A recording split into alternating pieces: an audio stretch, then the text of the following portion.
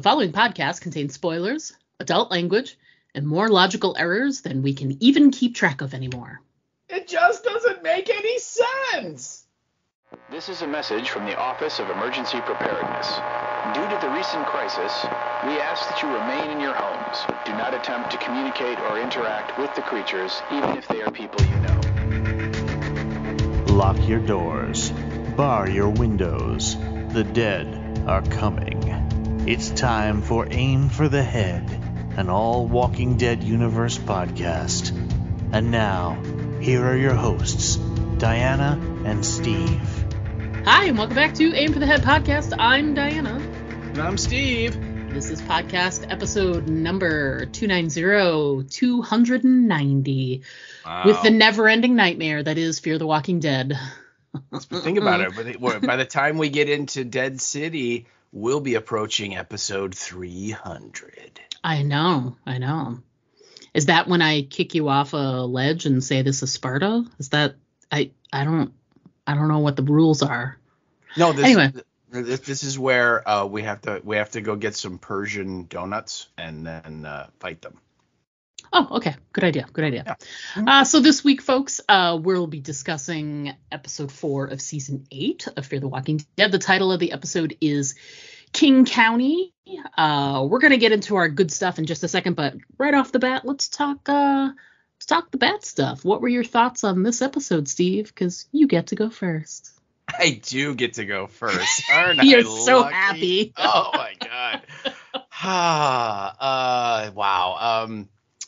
I think that an episode where Morgan finally goes and kind of wraps up his business with Jenny and Dwayne is a good idea, and I think it's something that all of us crazy Walking Dead fans that have been here since the beginning and have watched every episode of every show they've done, it's something we've all kind of wanted to see. Mm-hmm. And so conceptually, I think it's a really good idea. And there's a lot of strong drama there. And Lenny James can carry the mail and really could, do it justice. Yeah. I think taking that episode, which is one of those like holy stories for all of us crazy fans, and entrusting it to these fork-tarred knucklehead idiots is a crime. And so my first reaction to this episode is anger, and I am angry at Gale Ann Hurd and Greg Nicotero and Scott McGimple for letting these idiots have this story. That is a crime. Everyone should be fired for this, because whatever they thought they were going to do with the, he has to take care of Dwayne and all that stuff, it got buried on so much horrifically bad writing, unrealistic travel, ghouls that just kind of meander around and are clearly now they are background players, because they literally just stand in the background. It was awful. There's one thing that I liked about this episode, and it's like a production special effect thing. It has nothing to do with any of the story. The dialogue was terrible. The story was terrible. Everything about this episode was terrible. And if they were to AMC were just be like, you know what? We're done. We're not going to show any more of these. I'm all for it, because I'm pretty much had it with this show. There's nothing on here at all that I enjoy. So what did you think? A lot of what you thought, like the same idea of the nostalgia of going back to King County, the nostalgia of being in that house and all of that. I mean, those are some touchstones. That's going back to episode 1. Right. That's a big journey.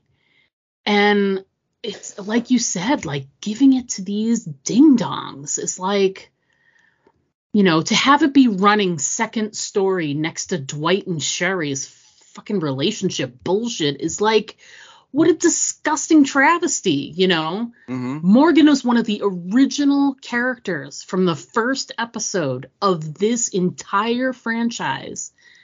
And you give him this great idea. It's a great idea. to do this and you do it now.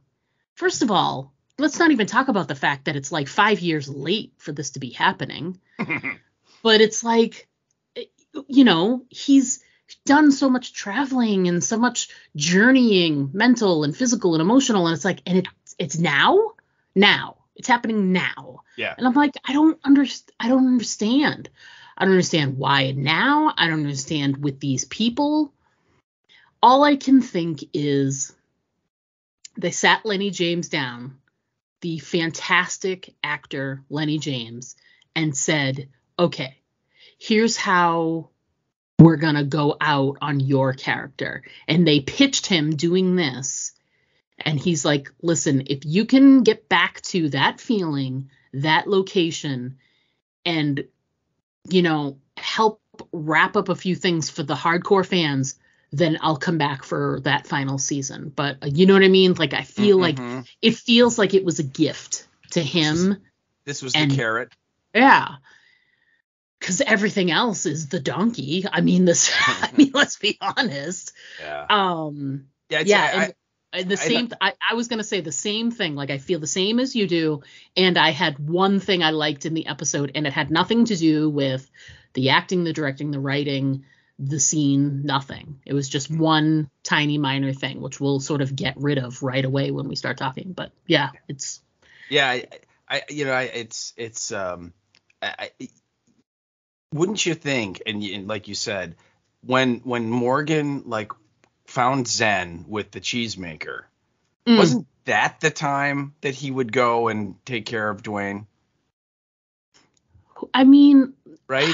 Yeah. Don't you think emotionally that was a point where he's like, okay, I have to go take care of this thing that sent me off on this clear, crazy, insane path. I have to put that right. So he would have done it 9 years ago, you know? Yeah. Or what about when he's like, I'm afraid of turning into that guy again, so I need to leave Alexandria and go on a journey, you know, like a Cain walking the earth journey. Right. You're telling me he couldn't swing by the suburbs, take care of that business, and like leave that behind, like literally leave it behind so that he can move on and go to new places and try new things because he needed to emotionally and physically leave that time behind. I mean, it made sense to do it there too. Like, there's so many times and places where this makes sense. I think the doing of it makes sense. It's not a bad idea. It's the timing, it's the everything around it, and it's these fucking idiots that don't know how to write their way out of a fucking paper bag.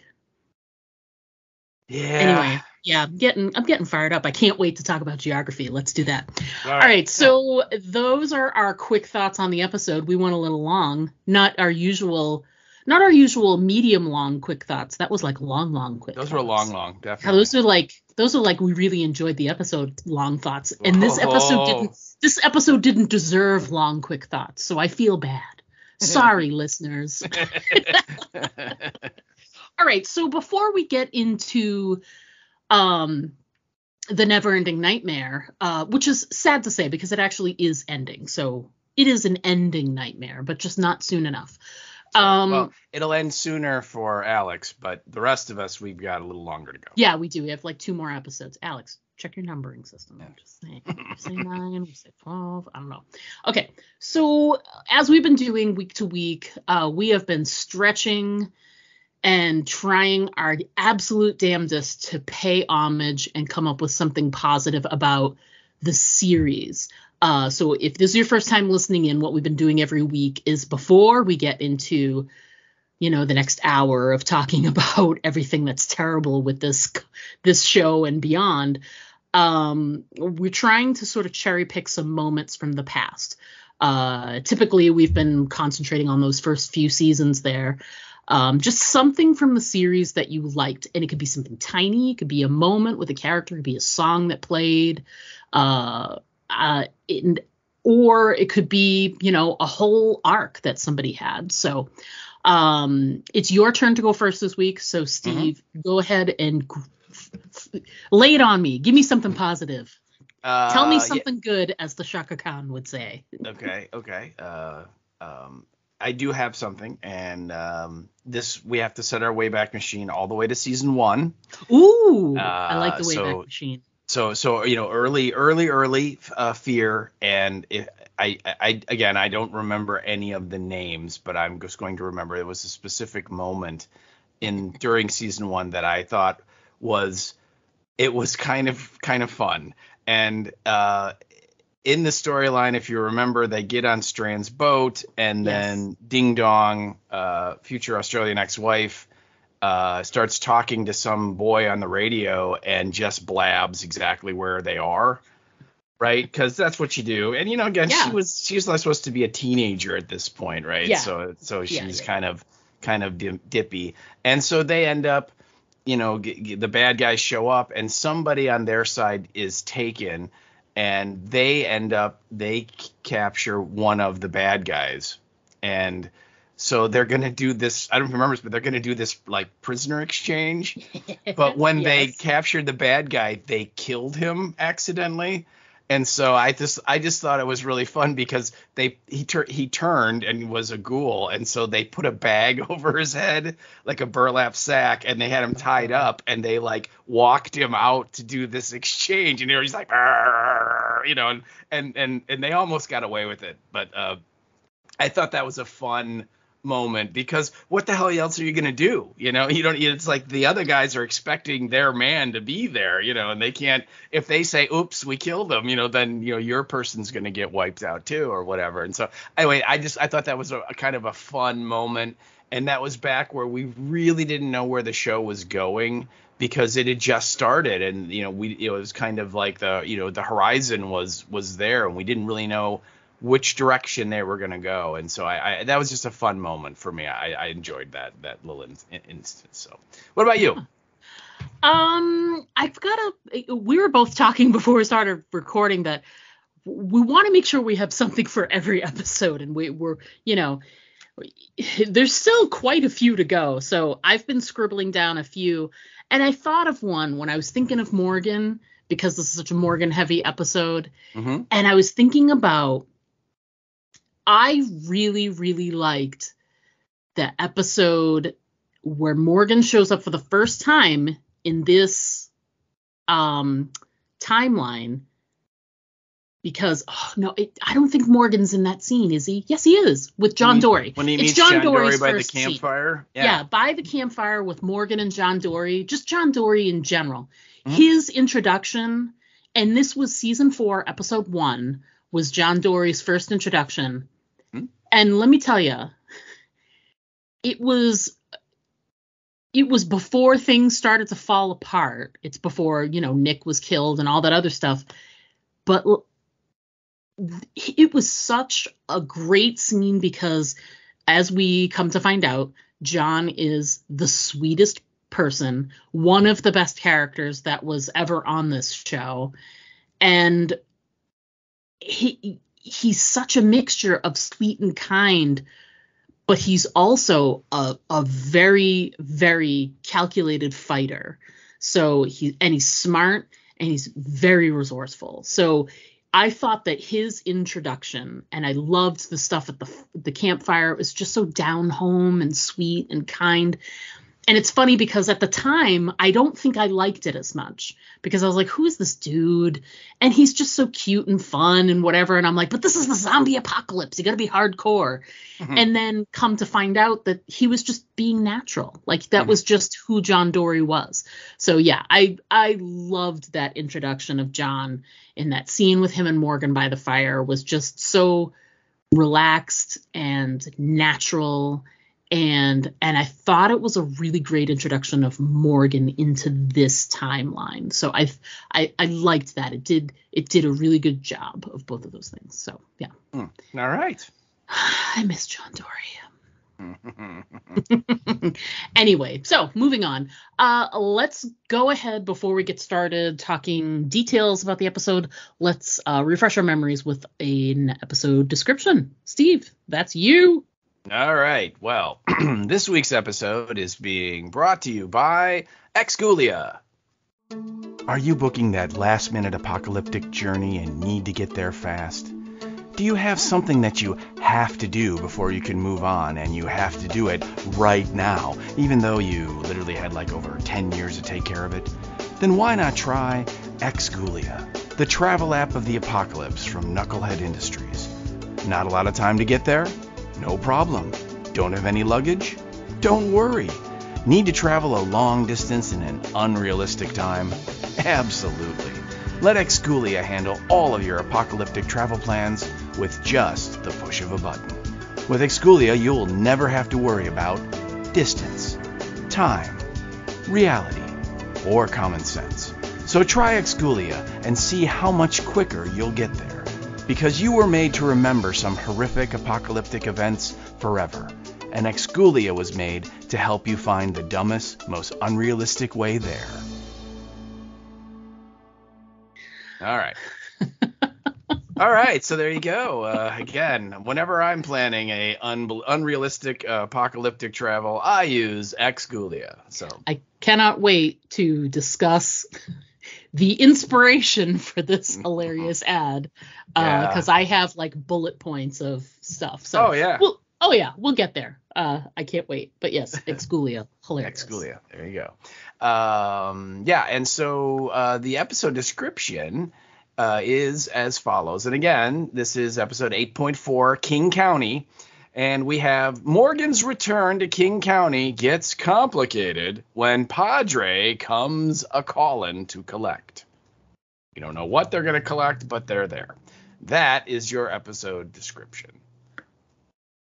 All right. So it comes as no surprise that the writers of this episode were Knucklehead 1 and Knucklehead 2. Yep, Tweedledum and Tweedledummer. Yep, it's the Knuckleheads yet again, and I would not, like I said, I would not be surprised if they wrote every episode, all 12, themselves. So, I did see something on Wikipedia earlier today when I was looking something up, and it said that they are writing most of the episodes for the second half, but there are a couple of other writers that are credited as well. Okay. So I don't know. We'll see. All right, but anyway. See. Yeah. Well, and this was a change. Either that or last week I had some sort of mild stroke, because last week the director was this guy Ron Underwood, and on the Living Dead wiki page for him, it credited him as the director for this week. Oh. And this week, and actually in the episode, the director that's credited is this guy named Kenneth Requa. Mm-hmm. And when I went back to the wiki page, because I looked at that and I'm like, wait, because I pulled up my sheet, that my Word doc that I use, that I just kind of update every week, and it had all of Ron Underwood stuff, and it said 8.4 King County, and I'm like, wait a minute. So I went back and looked again and everything. I'm like, oh yeah, it was a different guy, which I swear that's what it said. At least that's what I thought it said. But Kenneth Requa, this is his first directing credit anywhere. Oh, poor baby. Yeah, I know. It's again, it's like yet another crime against humanity. That for this story, this is the guy they get to direct it. Someone who's never done it before, never done any television before. Oh my God. It's just like, really. It actually, that makes absolute sense. Why wouldn't they do that?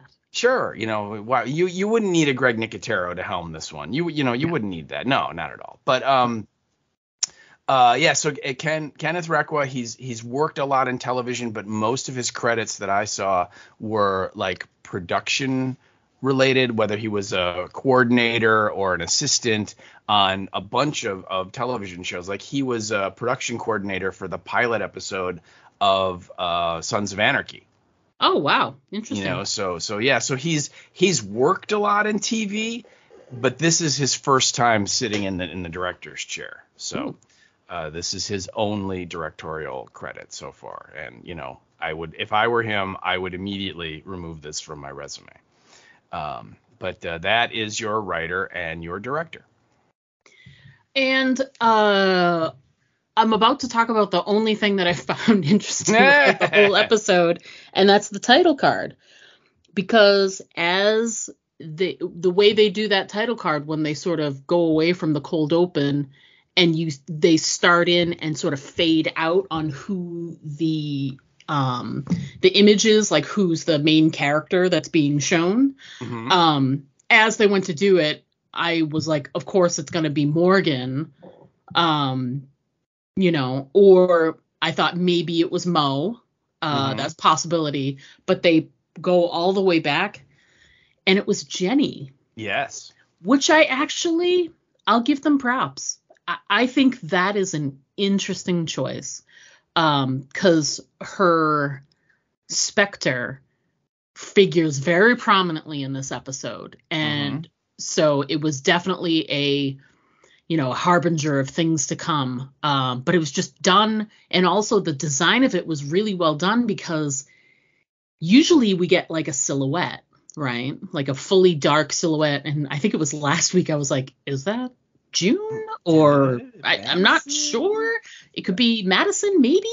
But we weren't sure because it's a fully black silhouette with no distinct facial whatever. In this case, it starts out a silhouette, but it lightens up. And not only is it clear that it's Jenny's face, but you can see like the dead eyes. And it looks really cool. I will give them some props. I really liked that choice for the title card. I thought it was different, and we haven't seen that before. Mostly because it would have given away, like if somebody dies, you can't, you know what I mean? You can't show them dead. You can just get that thought right out of your head, because on this show, nobody dies, all right? Right. I mean, they literally had to have a whole thing about somebody who died on another show. So we already know Jenny's dead, so there's no, oh my God, when you see her, but instead it gets its full impact. I don't want to make it as more exciting than it was. It was literally an inanimate moment that had nothing to do with the show, other than give you a tease of what the feeling for the episode was going to be. And that's about it. But I did think that was kind of an inspired choice. I'll give him that. So. Yeah. Right. Yeah. So should we just dive right into?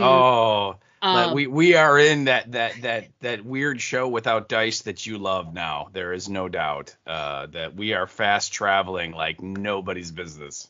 Son of a bitch. So enough with the good stuff. Let's just dive right into, like, holy hell, you and I both said the same thing. I'm like, yeah, so Morgan just walked? Yeah, apparently. Yeah. So I couldn't help it. I sort of had diarrhea of the mouth when I was typing out my notes today. I can tell. Yeah, I can tell. And I basically said, and we'll get to some of the details, but I said, we need to have a geographical come to Jesus moment. And I looked this up because I was curious. King County is actually fictional, but they said it was based on sort of a combination of these two counties that are in the southwest suburbs of Atlanta. So a little below Atlanta, a little to the west. So the fictional King County is in the southwest suburbs of Atlanta. The closest coastline would be Alabama, I guess, which is possible. And I said, I think we just assume Padre was on Padre Island because of the proximity to Texas. But since geography has no meaning on the show, I guess where Padre is relative. The Alabama coast. I believe, I'm sorry to interrupt, but I believe that one of the things the Knuckleheads did debunk last season, or when they first brought up Padre, is that it in fact was not on Padre Island, because that was the initial assumption. Padre is, remember, it stood for something on right. The file that they found in the bunker. So, but anyway, it is not Padre Island, and based on the swampy stuff that we saw, it's either in the Alabama coast or the Louisiana coast, or maybe up in the panhandle of Florida, like maybe there. But that, I mean, it's not like Padre Island out. Right. And I think because of their proximity, because they were in Texas, I think even though they said it wasn't Padre Island, I think they were just like, there's a couple of, like, Galveston has its own island, you know what I mean? There's a couple of different islands on the Texas coast that could have worked for this, right? So well, remember that Daniel has apparently spent 7 years looking for that damn island and can't find it. right, I don't know how that's possible. Yeah, right, me too. And I wrote in here for my thoughts. I was like, Alabama coast works fine for me. There's swamps and islands there, so whatever. And I said, but you have to think about it. So Morgan walked from the Alabama coast to rural Atlanta, and Dwight and Sherry will be able to get back to the Padre area in one day on horses. Mm-hmm. One night. Same distance. Because they left. It was dark already, and they got there right at sunup the next day to meet the supply boat that the kid was hiding on. So that's right. We'll see you tomorrow. Yeah. And then I had written that and then went away from it. And then I had a burst of inspiration later in the afternoon. And I'm like, shit, I didn't think about that. I know we keep thinking about the Gulf Coast because of the proximity to Texas. But since for these people, time and space has no meaning, could they be on the Atlantic side of Georgia instead for Padre? Mm-hmm. And I looked, and there's a lot of cool islands that are near Savannah and etc. It would still give them a long distance from Alexandria, so it's not like they'd be within the realm of where Negan's people would be, etc., etc. But it also would give it, if it was on the Atlantic coast, it would give it a proximity to DC and Virginia that would make it make more sense for the military and part of the backstory. Now, here's the thing, though. It could be the Atlantic side, but if you look on the map, it really doesn't matter because it's literally almost, within 100 miles or two, whatever.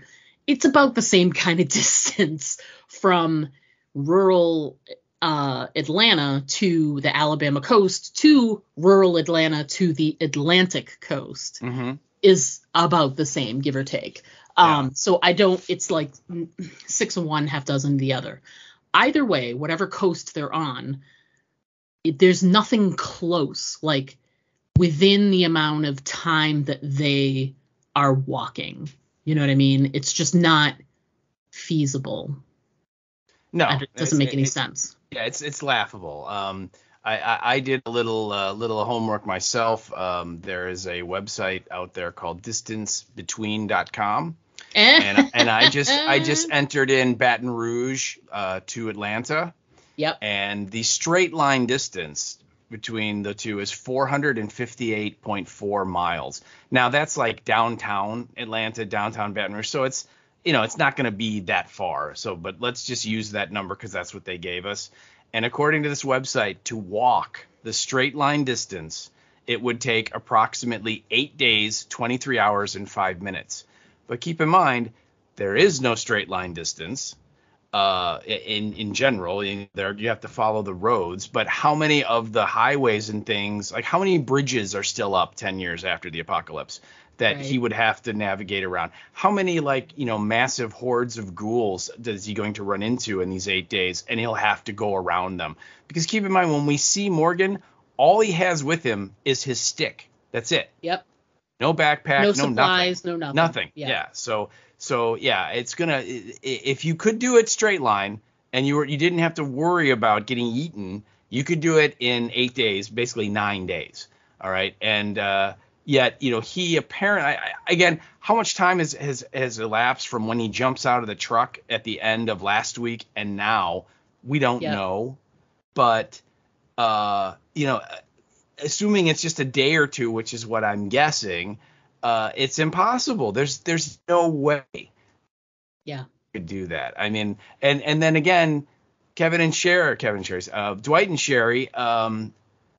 like we said, they have to immediately turn around and ride back to Padre so they can rescue their son, and they do it in 6 hours on horseback, supposedly.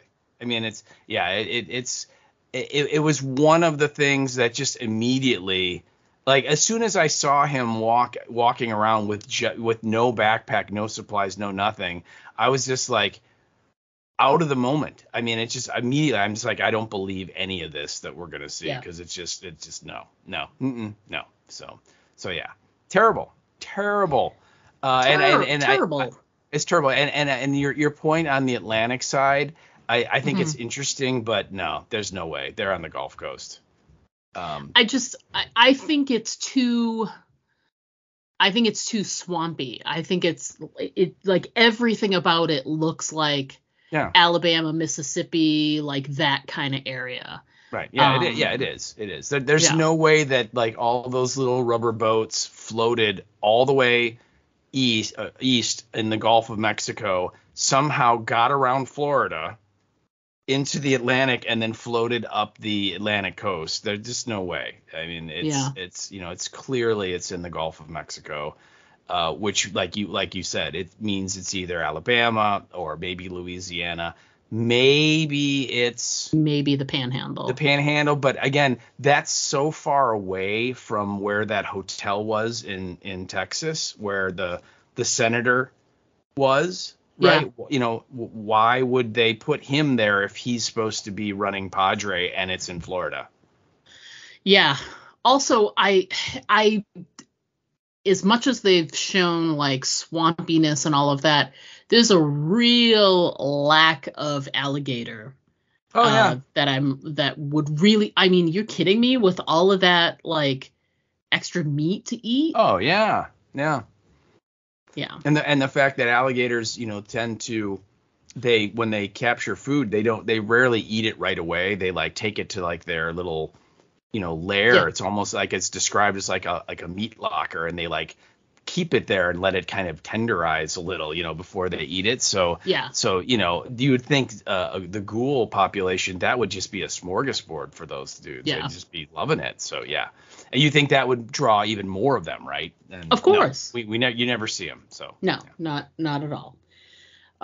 Yeah, but what's logic to a TV show? Who cares, really?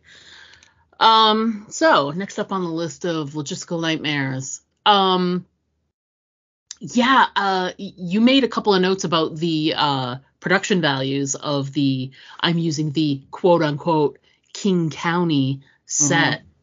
Like, yeah, I agree. It looked way too new, way too clean. But yeah, the biggest thing for me was when he finds the ghouls that are eating the skunks. Yeah. And don't worry, I am ready to have a long discussion on ghoul behavior in this episode. Just as I know that bugged you too. Yes. But just putting that aside, the fact that he's like walking right around them and they're just completely oblivious to him. There is an abandoned car right there, and I mean it looks brand new. Yeah. And I'm like, okay, this is like 10 years that car's been sitting there, or maybe not quite 10 years, but certainly a long time outside in the Georgia weather through the winters and the hot summers and all that, and it looks brand new. And it's just like, no, guys, no. That would, look at The Last of Us. Right. Remember how everything was overgrown. Yep. And all the cars had, the weeds and stuff. That's what you would be at. All of that soft material, all the plastic that cars are made of today. A lot of that would have, gone away. It would have, the elements would have destroyed it, and it would have just been, like the rubber in the tires after a while would go away. I mean, it's just insane how they did that. Then, of course, when Grace shows up, I mean, literally, I was surprised her truck didn't have the freaking sticker in the window. It looked like it came right off the show floor. I mean, it was brand spanking new. And what are they doing spray painting Padre on the side? Yeah. When has that ever been a thing on any... Nobody has ever announced who they are. Right. Yeah. It's... So yeah, those were huge red flags for me. Now, I don't get me wrong, I was impressed that they had to like the original set that they shot the pilot episode in, that doesn't exist anymore. Yeah. And so these guys had to rebuild the outside, the street. Yeah. And they had to rebuild all the interior sets. So I give them props for that they can look at pictures and recreate them. Good for you. That's a plus. But everything else about how King County looked, I was just like, nope, I'm not buying it. I was totally in standing in customer service. Nope, not buying. Yeah, there were some stuff to the street that felt weird. It felt like the street was a little too narrow too. I just have this memory of Morgan looking out his window for Jenny, and like the street was a little more wide open. Mm-hmm. Well, I thought the street was coming towards them when he's upstairs looking out the window on the second floor. Yeah, and he can't pull the trigger. Yeah, you're right. It did seem like she was coming down the street, like right in the middle. Yeah, like there was a T intersection that ended like right at their house. There's something. Yeah, yeah. Yeah, so it just felt in that scene, and I get it if you want to show like the overgrowth of, bushes and trees and grass and everything and weeds. I get that, but it felt like buildings were on the other, and I don't remember that. I don't remember there being like that tightness, but the inside looked fine. I was confused at first because he made it seem like I didn't get it that they were scavenging in that first house. When he was there, he was saying they were scavenging in the house, and he told Dwayne, stay right here. And that's when Jenny came in. The door wasn't shut all the way. I never realized that it was another house. I always thought that this all happened at their own house. Oh, okay. Because that's what makes sense. Jenny came to their house all the time out of some sort of weird echo memory that they're trying to say. Mm-hmm. But it didn't. It actually bothers me that it was another house, because it's way less likely for it to happen. Yeah. When you know that Jenny was coming to their house, if the door was just a little not quite latched all the way, then that makes sense. She gets in, she gets to Dwayne, he's waiting. You know what I mean? I'm not sure about it being another house. So I always thought it happened at their house. So when Morgan was like sitting on the stairs and whatever, I was like, that's not Morgan's house. Like his house looked so different from that. And I got it later when he was describing it but it was confusing off the top of the, I didn't get it. Well, and that probably was a change that had to be made so they could tell their stupid story. Right. That Dwayne some other location was bit somewhere else, and then he brings him back. So we get the surprise at the end, like the twist, and oh no, now Ren's in trouble. Oh no, what's going to happen? Are they going to kill her? Of course they're not, that whole thing. So, but you're right. The way he talked about Dwayne when, I think it's in Clear, or maybe the episode after or whatever. Yeah, when he says what happened to him.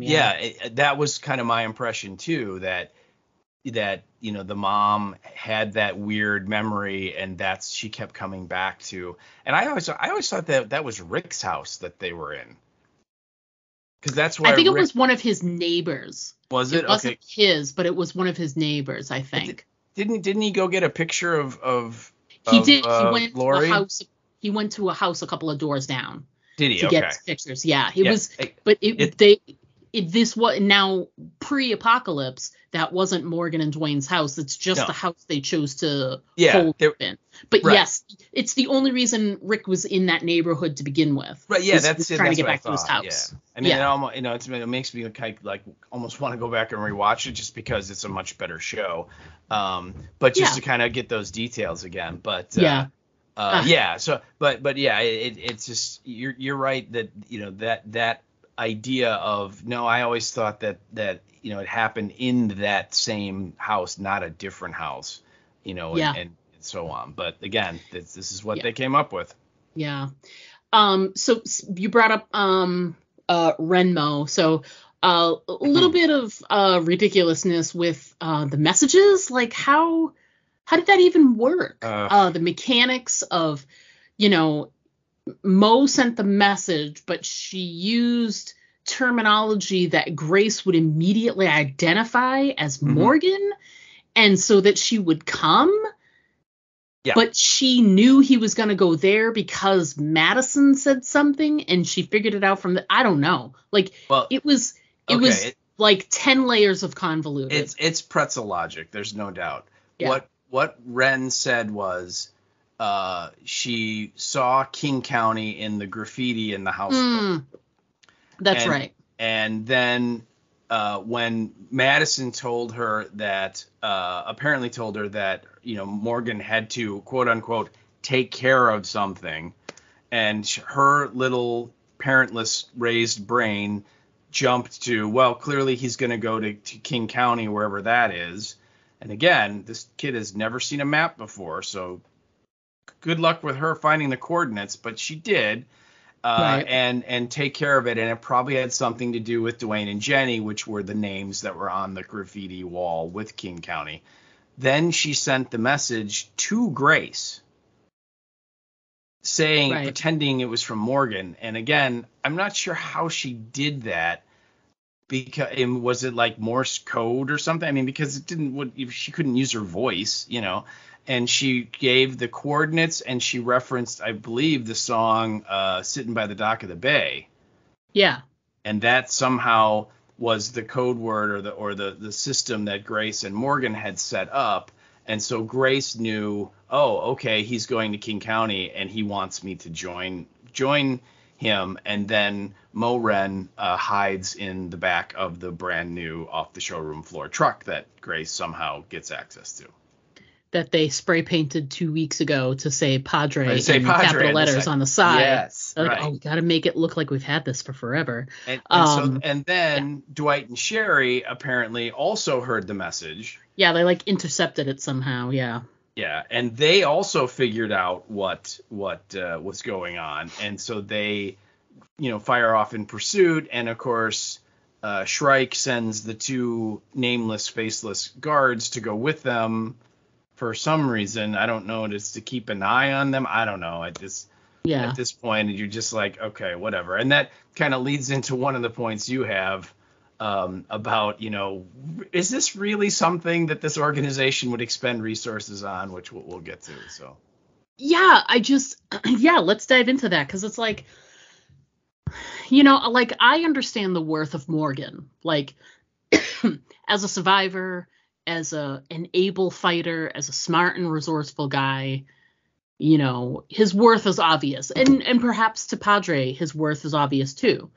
But hadn't they put him in that sort of retirement mode thing? Mm-hmm. So to me, I'm like, all of these resources to go after this one guy just feels strange to me.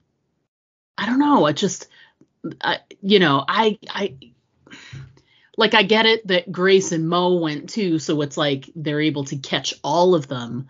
But to send Dwight, pretend Grace and Mo don't make it. To send Dwight and Sherry, plus these handlers, and they keep shooting off those like flares. I guess there were more people nearby too. No, that was to draw the ghouls. Oh, that's true. But still, anyway, the 4 people. Those are, people are a resource, and I don't get it. Dwight and Sherry get the horses, but the trustworthy soldiers of Padre don't get horses. I'd be pissed if I got that detail. Yeah. It's you want me to? These people are suspected of possible traitorous behavior, and we need to keep an eye on them. And you want me to walk my ass to Atlanta? Yeah. While these ding-dongs get to ride a horse? Yeah. How does that happen? It's foolish, and you're right. I mean, why would the two, Padre children do this? Particularly when in the end of last episode, they're talking about, well, we have to evacuate Padre, and we're going to, clear out the shipping yard and take this back. I mean, it's like they got bigger fish to fry. If Morgan ran away, fine, let him go. I mean, it doesn't make any sense. Yeah, I don't understand. Let's talk how bad the zombies were, because I know that'll be a good thing for you to sort of go on and on and on about. But yeah, they just, every single one of them drove me nuts. Yeah. I don't. Yeah, right away from the ones that were eating the skunks, Yeah. And the fact that they just, nope, Morgan, we're fine. We're not even going to get up and look at you. But like when Dwight and Sherry are literally sitting out on the street in their horses, they're on their horses, and the two guards are standing right next to them. And they're showing these scenes of all these ghouls that are like coming to surround the house, right? And it's like, what about those four people that you're like walking right by? Would you want to eat them maybe? No, they're not going to do that. They're not going to do that at all. And then and I took a screenshot and I sent it to you just because this bothered me so much when Morgan decides they're going to try and get out of the house and go, he's going to go take care of Dwayne. And so the three of them come out and he's shooting with the rifle and Grace is using his stick and Ren has the sledgehammer and they're fighting, and then they send Ren back inside because there's too many ghouls. And of course Morgan, every time he looks in the scope, he's seeing Jenny, so he's kind of freaking out and everything. And then finally Grace, one ghoul's coming like up behind Morgan and Grace kills it, and then Dwight and Sherry kind of ride up and they're like, there's no way out, Morgan, and they have all their stupid talk. And they're literally like 10 feet behind Grace and Morgan, there are three ghouls that have their backs to them, and they're like got their hands through like the railing on the porch. And I'm just like, what are you doing? Like I get it. Like initially, if you think people are in the house, you might do that. But it's like people came out, walked right in front of you and past you and behind you, and they never turned around. And these people are talking. And it was just so, like it's what I said. They literally, in this episode, the ghouls are literally background extras. Because that's all they do. They just kind of mill around in the back. Those are the two things that bothered me the most, those two most. Well, what about you? Which ones were you just like, oh my God? The skunk one bothered me because it's such a small feast. And there were a lot of Zeds there. So that means they were sharing one skunk between. He killed like 9 of them when he went on his little rampage. He did, yeah. So you're telling me that when he walked up, because he was like talking to himself and making noise and all of that stuff. So you're telling me that not one of them was distracted and sat up and saw him? Out of all 9 of them, they all were very focused on this like third of a cup of meat I'm going to get out of this skunk, which they must have just killed it because there was so much like blood and guts like there. That's not something that they were eating for like 2 hours and whatever, that drove me nuts. And then the other one that drove me nuts is I hate an unearned jump scare zombie. I hate those. Like if it makes sense, fine, it can be there, it can show back up again, but in these lazy writers' hands, the very end when they were doing the little burial scene and the fire and the one just randomly pops out, you're telling me that in the entire time of digging 2 graves for Jenny and Dwayne, and then his little moment by it's not until Mo sits down with the album that's when you know what I mean? And if there had been smart zombies in any other parts of this episode, maybe that would have felt a little better earned, but there weren't. Like it didn't make, based on how all the other zombies were acting, that one should have just laid down in the fire and just stayed there. Like you said, they're digging 2 graves, they're having a full voiced conversation, they're not whispering, and moving around on that burned out deck, and I'm sure those boards are making noise and creaking, and yet that ghoul remains perfectly still, doesn't growl, doesn't it literally it's a movie scare that they wanted to do, and of course it adds the caveat of and now Grace is like double dying, of course.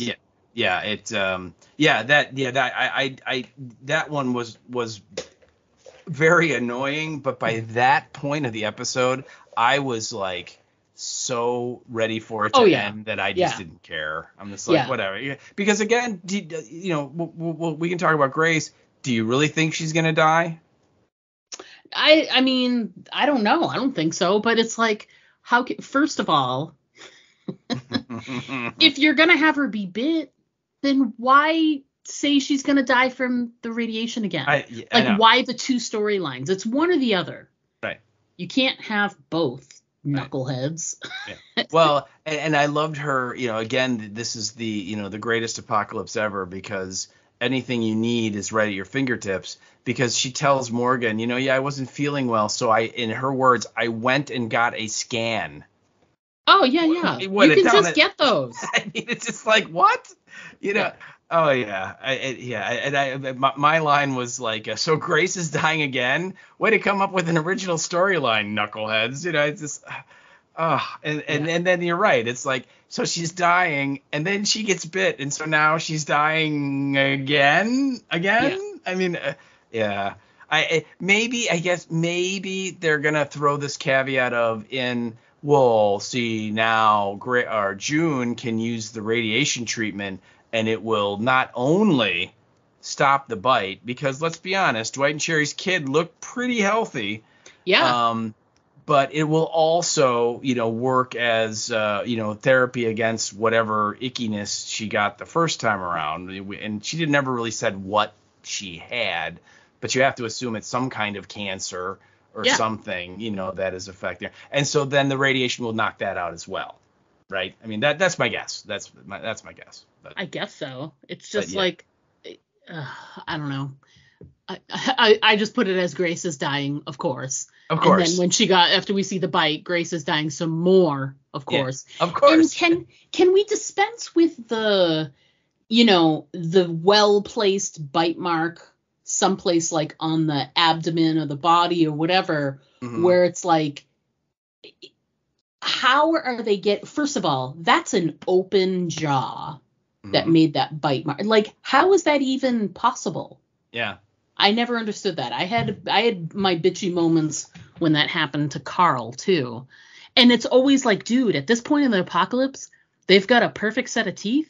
So you get an entire round, like there's no misshapen weirdness or whatever. Yeah, we're going to have a perfect, like literally it's one of those like bite marks that you see on NCIS where they're like, we took the bite mark that happened on the arm and we reconstructed it and we're able to get dental records. Like, you could get dental records from this bite mark. Yeah. It was so perfect and pristine. And right through the clothes. Yeah. With no marks on the clothes. Like when she started to lift, there wasn't anything on her clothes. No. And if you watch the sequence, the ghoul does kind of touch Grace on the side there where they have the bite. So they at least choreograph that in. But, I mean, it is very quick. It is like done. I mean, you know what I mean? He doesn't grab her and, you know what I mean? And yet he somehow is able to, sink all of his teeth, go through her shirt and her coat and break the skin in, about half a second. I mean, again, maybe it's possible. I don't spend a lot of time biting people, so I'm not really up on how long it takes. But yeah, it was silly. It was just like, of course, like you said, of course she got bit. Of course. Why wouldn't she? Yeah. And it's like, God. And it's always like the person who's bit, you're always like, are you okay? Are you okay? Yeah. How about you? Are you okay? And it's always the third person like, oh no, guys. No. And they lift the shirt and it's like. Right. Yeah. But see, now it even that on this show, that has no jeopardy at all because they've conveniently developed a cure. They did. They sort of wrote in like cure language so that she's fine. You know? She'll be fine. I mean, it's just it's as long as she doesn't turn before they find the train, which I guess is next week's episode. Oh, jeez. But again, it's just foolish on all levels, and all of that foolishness just sucked all of any of the drama out about what Morgan was trying to do. I didn't. Yeah. No, go ahead. I was gonna say, like, I didn't put this in my notes, but one of the things that struck me about it is like this episode, I think, if they would have made this like the bottle episode of the season, which, let's be honest, every episode so far has been a bottle episode because they can only tell one freaking story at a time. But if they had done this, and it should have just been Morgan by himself. Yeah. And Morgan is dealing with all of the ghosts of his past by himself. It would have had way more emotional impact than what it did, because when you throw in Grace and all of her melodrama of, oh wait, she's dying again, oh wait, now she's bit, and then you throw in Mo Ren, and of course at the end it's Mo Ren or Dwayne, what is he gonna do, and all that. Yeah. And then you throw in the absolutely worst couple in the history of the zombie apocalypse and all of their nonsense. It just sucked any positive stuff out of it. And like you said, Lenny James, he could have acted the crap out of that, and he was trying, he really was, but there was nothing because of all that other stuff. So it's just too much to overcome. I want to make sure that we hit to one of the other like ridiculousnesses. Can we please get an explanation? I'd like to go to the judges for a ruling, please. How in God's green earth is that gun still there? I read that comment, and that actually is funny because that didn't bother me as much as it bothered you. Oh, it bothered me. I know. And here's the thing: if he had put it someplace, if it had been hidden in any way, and it was just like lying against the windowsill or whatever. Yep. Yeah. Which, if I were going to go look for weapons in a house, wouldn't by the window make sense, since that's the perfect vantage point to keep an eye on the house? Yeah. I don't know. I just here's the thing too. They didn't even need to have the gun. That's the thing. Because the only thing it was useful for are those moments where he was losing his mind and seeing Jenny in the sight. But he could have been having those moments regardless. He could have been just lining up with his stick and have those same images because of the scene around him. It would have made sense. It's fine. And everything happened with Dwayne at the end, which we'll get to the Dwayne stuff. That all happened in such close quarters. The stick would have been fine. The gun was unnecessary. That's the thing. See, okay. Apparently, you see, what you don't understand is that, Tweedledum and Tweedledummer, they took a junior college writing class once, and they learned about symbolism. Okay.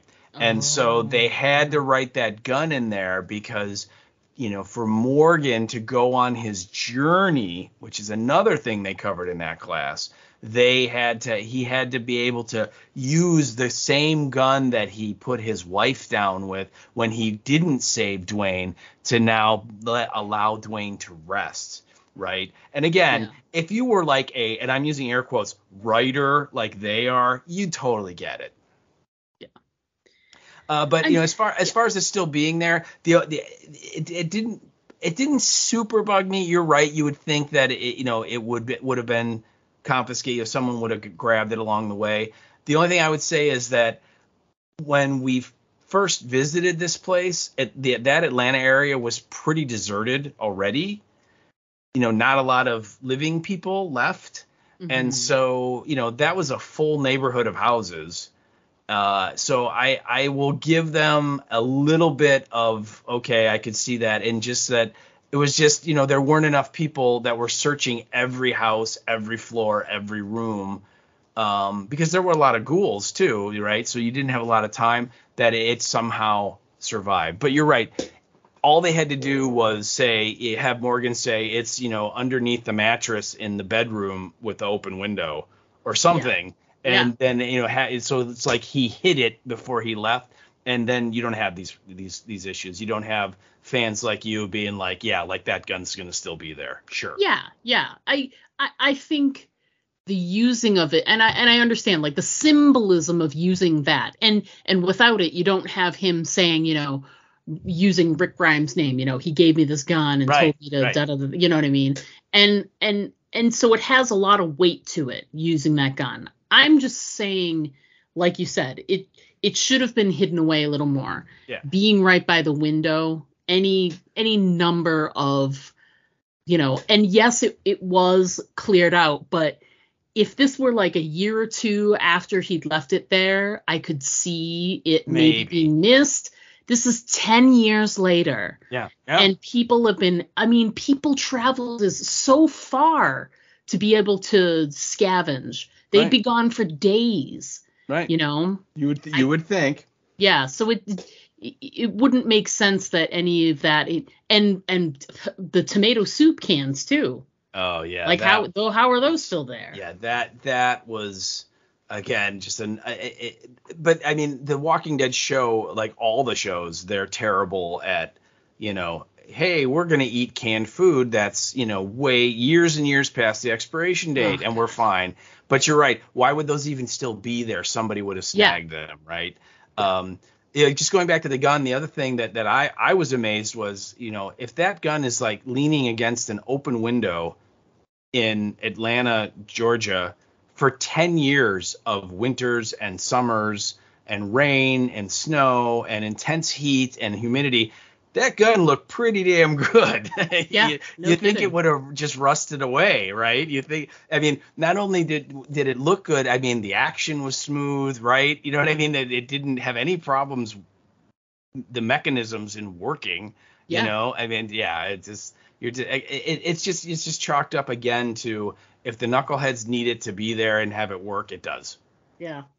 And the other thing that I thought was missing that I would have loved to have seen, and what a great chance it would have been for the production team to light it in such a way.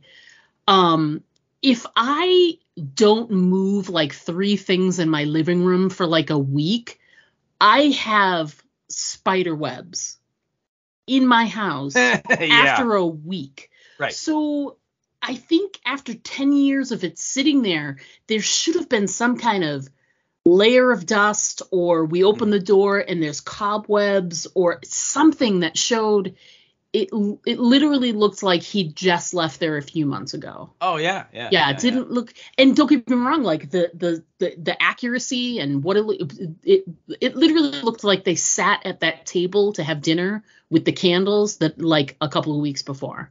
Right.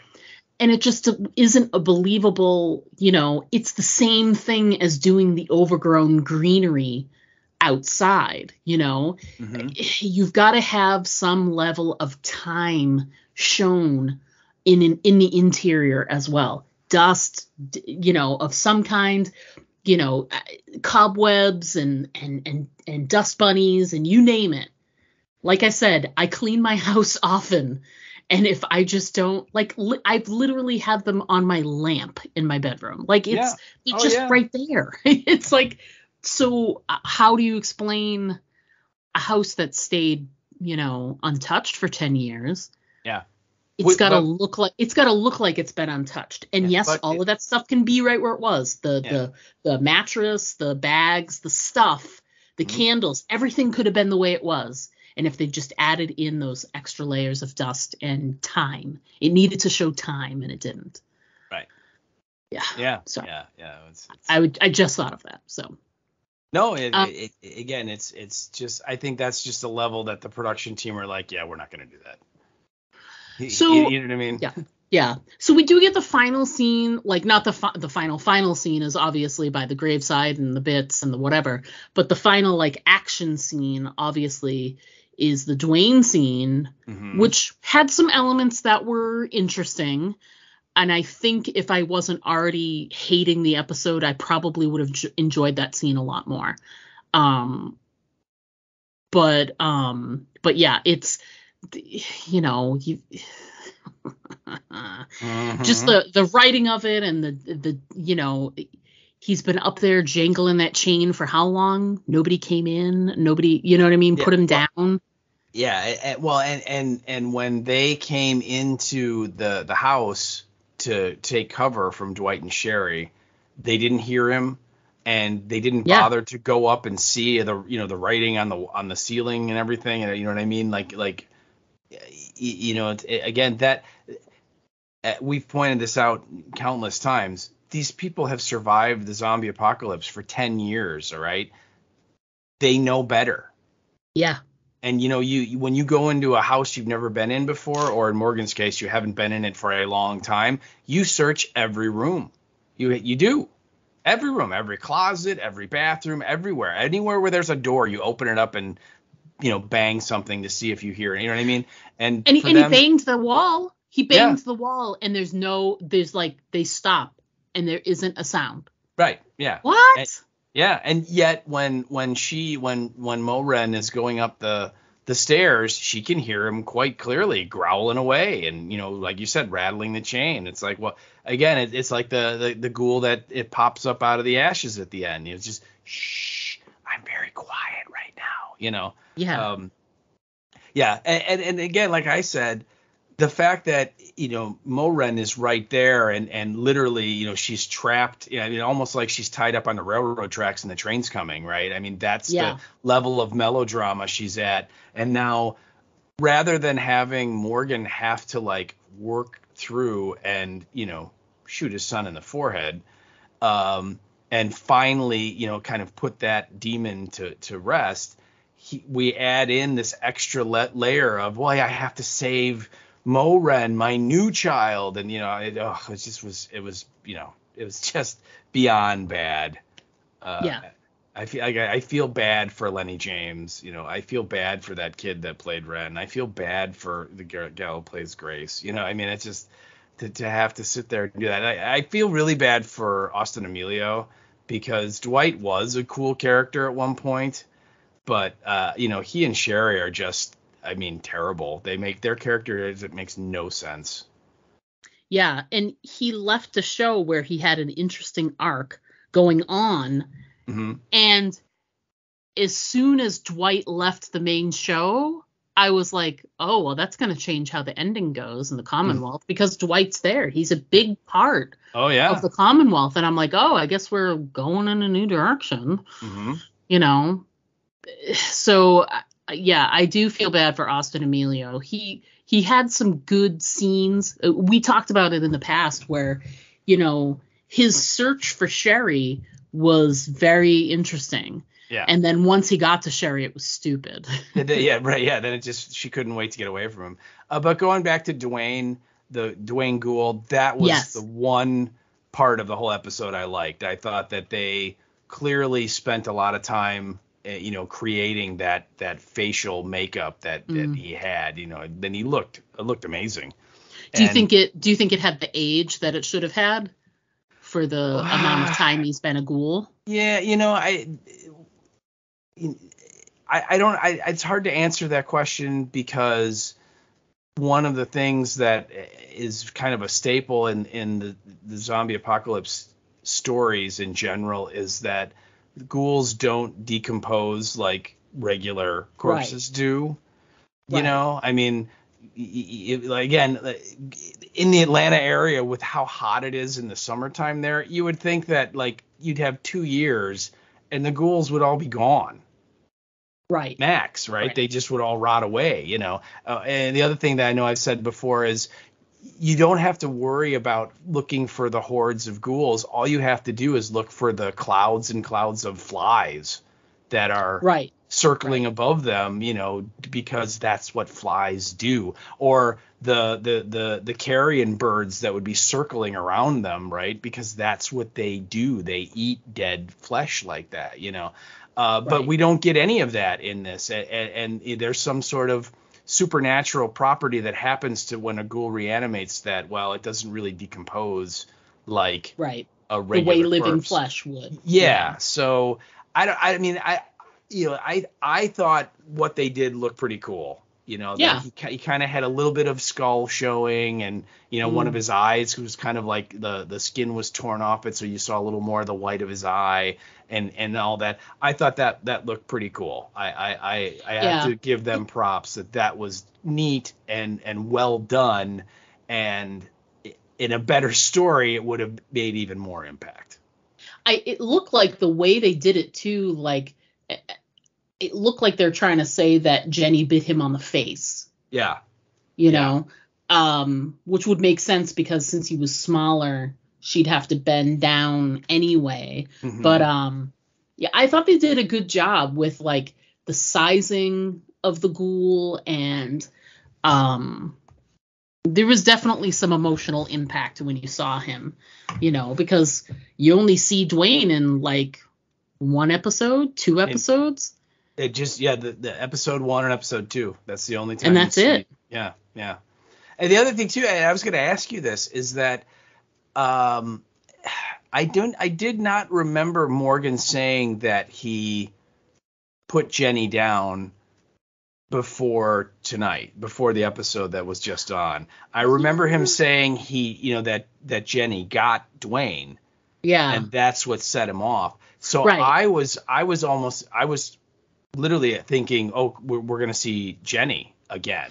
Yeah. And that's going to be another showdown for Morgan. So did I miss something? Did he actually say he did? You know, I don't. Before him saying in this episode, I don't remember. And now that I know the information was said in this episode, I honestly can't remember what was said before when he brought it up. So I wasn't surprised when he said it, but that doesn't mean he said it before. You know what I mean? It just it maybe just because it fit the narrative pretty good. I didn't question it. Okay. I don't know. I have no memory of whether or not he covered that information before. Like you said, the only thing that I'm aware of is that he could never bring himself to put down Jenny, and Jenny is the one that did it. So if he had just been able to do that, you know. And I always kind of I took, that it played on his guilt even more. Oh God, yeah. And caused him to go crazy, and that, it's almost like, to go all Marvel Universe, kind of like Spider-Man. If Spider-Man stops the criminal that's running past him, then that guy doesn't end up killing his uncle. Right. Right. You know what I mean? And so that whole thing. And so then he has to live with this whole, if I just would have pulled the trigger when I clearly had the chance multiple times, my son would probably still be alive. And so, I don't know.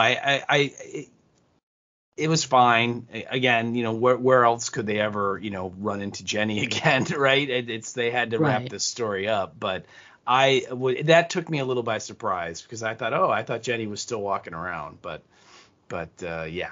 And that would have been something too. Just imagine that family reunion, when he comes in. There's Mama Bear and Baby Bear, ready to take a big bite out of Morgan. So. I like I said, I don't remember either way whether or not it had been mentioned if he killed Jenny or not, like had put her down. I honestly don't remember. Yeah. But I mean, there's so many other logical errors and terrible things in this episode. It's like, I know. We'll give him a pass on this one. Yeah, right. Yeah. So what else? Is there anything else? I don't think so. I feel like we covered all of the crap. Yeah.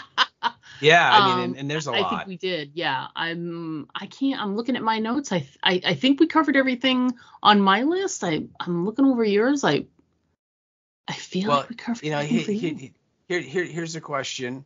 And obviously Grace is bit, and so that's going to change your decision making. But why didn't Morgan go to Alexandria and drop Bren off? Oh, come on. Don't be. Well, first of all, it's too far. Alexandria, not in this show. Virginia. You make a fair point. I don't know. Who knows? I mean, who can explain anything they do logic wise? Here's my question for you. Do you think, because we've shown King County, and obviously there'll be some sort of thing that comes to a head where they defeat Padre and they put down Shrike and all this other stuff, do you foresee the end game being them heading back to the Atlanta area? Kind of like what Morgan was going to do before, like, I know a place where we can go. Yeah. And there's people there that can take care of you. Because, I mean, ultimately Alexandria is there, like post-war with the Commonwealth. It's still there and it's thriving and it goes into the future. So, do you think that that's possible, that they could, and maybe we don't see Alexandria? I was thinking in my head, they did the whole thing with like, there's the King County sign on the ground. Like, could it show them coming up and they see the Alexandria safe zone sign and boom, that's the end of the series. That's the end of it. Yeah. I think it's possible. There's really no way to know what the producers, the Galen Herds of the world, want to do, right? Because there's always the idea of a future spinoff down the road, and so maybe like they want to bring these two shows together. So if there are any characters from any of these shows that they want to use, they can, because they're all together, theoretically. Right. So, but I don't know. I agree with you. I think we've got 2 episodes left of Padre, and then that storyline's going to end, and I'm sure it'll be crappy and unbelievable, but it will. And then, when they come back from their break, the last 6 will be the wrapping up the season type thing. So the story. So I'm not sure. I'm not sure what they're going to do. I mean, let's be honest. There are no characters on this show that I ever want to see again. So, you know what I mean? It's like, not in the incarnation they're in. I mean, I love Ruben Blades and I love Daniel, but what they've done to him, I don't want anymore. I'm glad we saw him a little bit. I would like to see some more Al, maybe. Yeah, but I don't know how that would happen. No, Maggie Grace is long gone. Yeah. She's moved on. I feel like, the things I would want to see, I would mind seeing, some more John Dory if that was a possibility, but they killed that. But I don't know. I'm with you. I'm not sure I would want to see any more of these characters. I don't care about June. I don't care about this version of Morgan. I certainly don't care about Grace. I don't care about any of the kids. God, kill all the kids, please. There's Dwight and Sherry. No, I mean, there's nobody that I'm like, wow, that's a cool character. I would want to see old Strand, but not this Strand. Yeah, well, we haven't seen any Strand at this point, right? I mean, he should show up at some point. You figure in the second half, maybe. Yeah, he'll be in episode 6. Oh, really? My guess is like the last shot of episode 6 before they go into the break. Hello, Morgan. Will be Strand going, well, and he'll be, holding a glass of scotch or something. I mean, it'll be something like that, right? Yeah. Totally. Because the only time they've mentioned him, it's people are like, whatever happened to Strand? I don't know. He just gone. You know what I mean? Yeah. So clearly he's established an empire somewhere and is just, biding his time until he reveals himself, and it's going to be awful. So, yeah. Oh, God. I did write down, I thought there was one funny line earlier in the show, which is when Dwight and Sherry come upon Morgan at the beginning, before they run away and go into the house that he had shared with Rick. And, of course, at that point, he just fought the skunk ghouls, and so he smelled like skunk. Yep. And everyone is talking about how he stinks. And so when Dwight and Sherry are like, you got to come back with us to Padre, we don't have a choice. We got to do it because it's our kid. And, Dwight has the line of like, well, you sold us out 7 years ago for your kid, so we're just returning the favor. And so as they get close to him, they get a whiff. And Sherry's like, oh, God, he's going on the back of your horse. Yeah, I thought that the follow up on the because there's another funny moment later too where like they back up a little bit because he smells so bad. Yeah. I thought that was like at least made me smile a little, Yeah. But yeah, that was it though. There was nothing else other than the Dwayne Ghoul in this whole episode that I at all thought was a good thing that would be on the positive side. So. Oh, just terrible. All right. Well, Terrible. terrible. I think we have sunk all the knives in that we possibly can Ugh. for this episode. So we're going to go ahead and take a quick break. When we come back, we're going to discuss our listener feedback, which was plentiful, and what's coming up on the podcast. So please, we're begging you. Now we're on to the good part of the podcast. So stick around. We will be right back. Now there's about 20 of them out there. What will we do? Don't worry, we're safe in here. They'll never get in. Why is it that in every zombie story, people always think that their safe haven is invulnerable? I know. It's like, hello, the walkers are totally going to get in. You better get ready for it. No! Diane, get behind me. No, it's not stopping. Do something, Jack! And another thing, how come nobody in a zombie story has ever seen a zombie story? Do you know how much time in human life would be saved if just one person in the group was up on the genre? What do we do? Aim for the head. What? Aim for the head. You heard them. Aim for the head! Quick, Diane, I think we should try and fix the barricades. I think we should listen to them. Now, that's the first good idea they've had all episode. I still don't think they're gonna make it.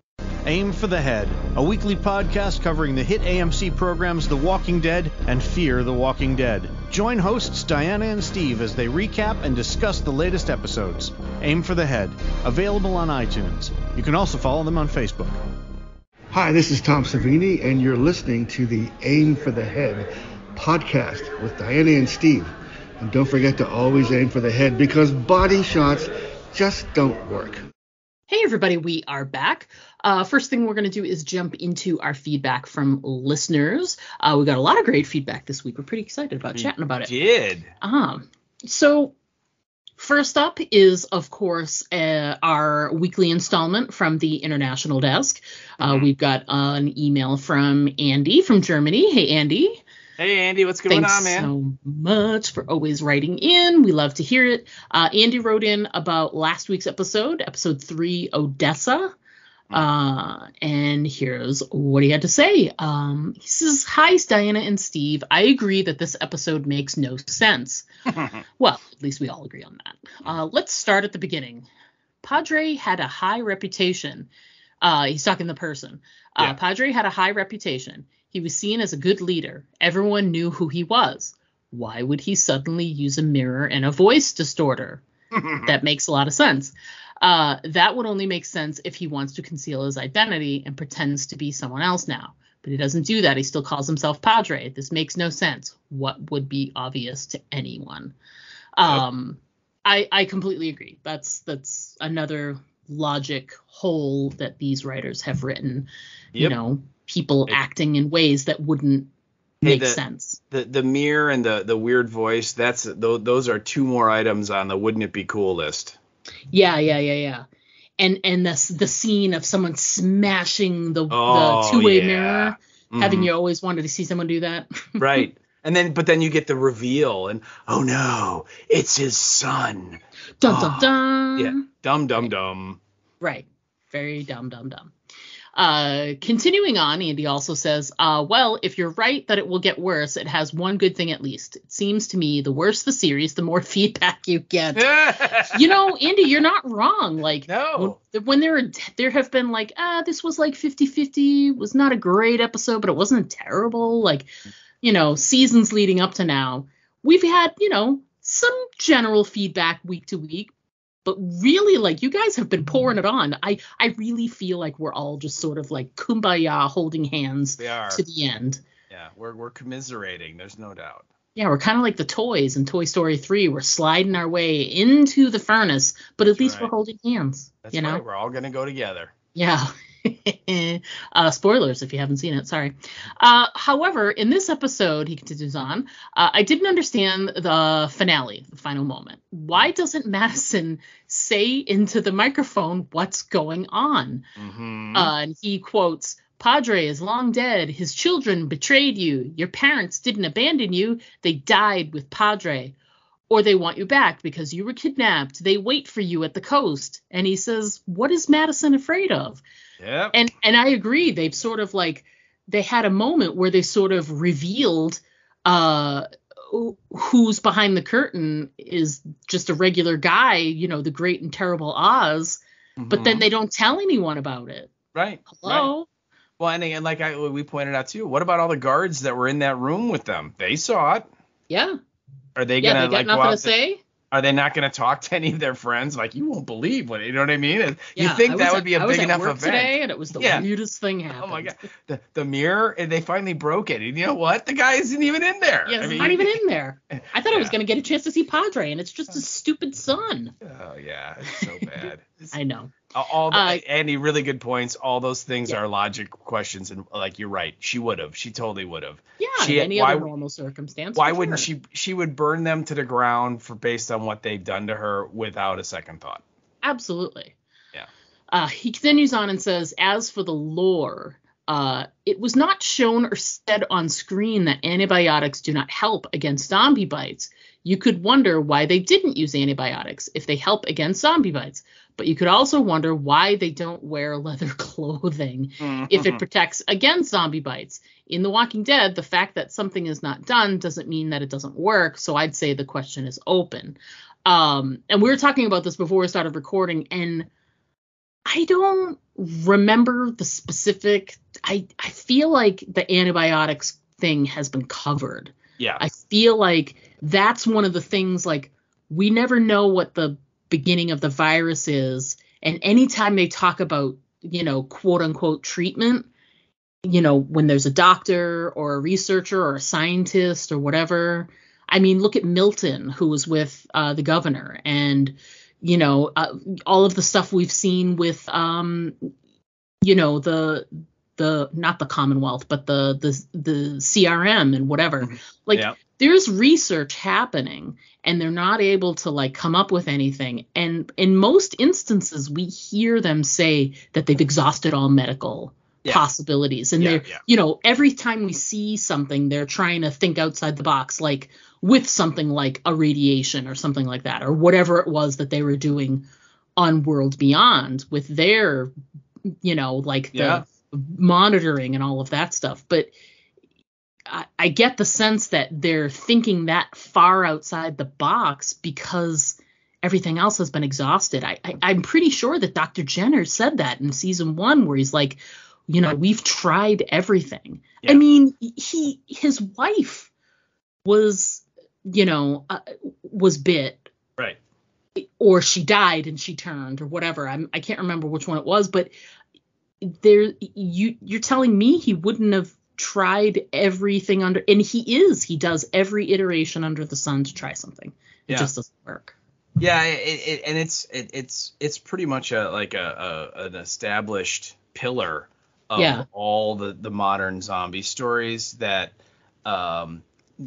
in most cases, medical science is never really even able to identify what's causing it to happen. Right. They're mystified at that, right? And is it a virus? Maybe. Is it some sort of religious thing? Is it the apocalypse? The biblical apocalypse? Is it aliens from space? It could be anything. They never can even figure out what's causing it, much less how to combat it, so, but I agree with you. I do remember, at least I want to think I remember that, Jenner back in the end of season 1 of the main show, had said, look, we've tried everything. He was with the CDC, that's their job, is to try everything under the sun, every chemical, every pill, every drug, to see if it works. And, they're like, look, nothing does anything. If you remember the Dawn of the Dead, the Romero Dawn of the Dead, when Roger gets bit,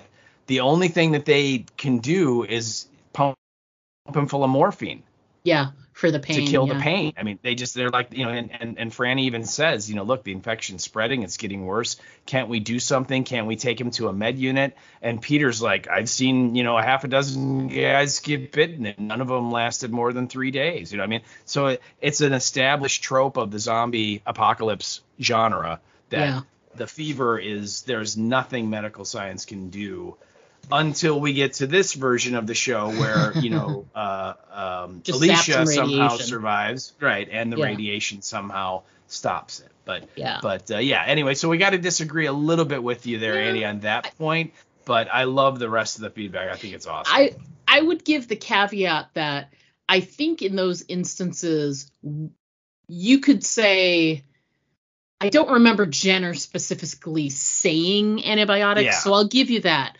But I do remember scenes where they don't list what they've tried, but necessarily have said we've tried everything. So we've got to make that jump and that leap. And for the main series, I would make that leap. They sort of laid it out for you to be able to make that leap, and everything else was so well written. Your brain says, oh, like the most obvious things that would fix like a flu or a virus, or at least bring down the symptoms or whatever. Nothing works on this. So Yeah.